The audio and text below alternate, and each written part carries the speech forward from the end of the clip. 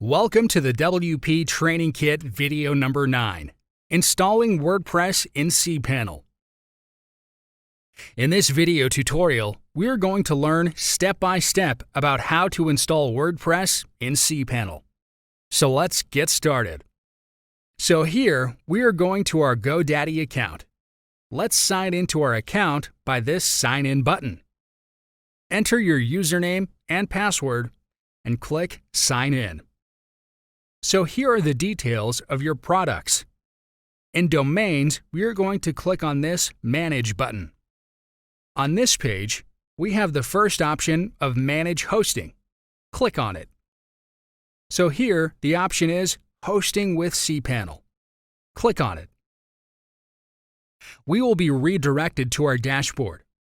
Now on this page, we have a cPanel Admin button. By clicking, we will be redirected to cPanel homepage. Scroll down to Web Applications option.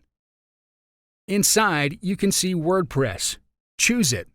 And on the next page, you can see this Install this application button.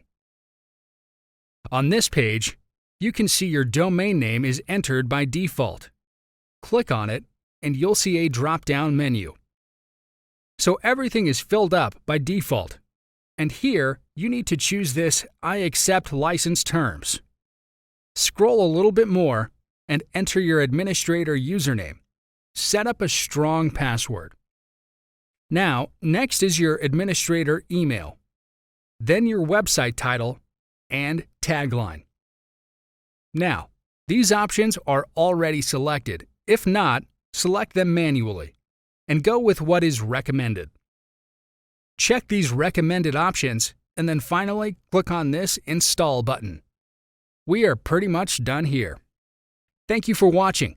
In the next video, we are going to learn about how to create and edit the posts with new WordPress editor. See you in the next video tutorial.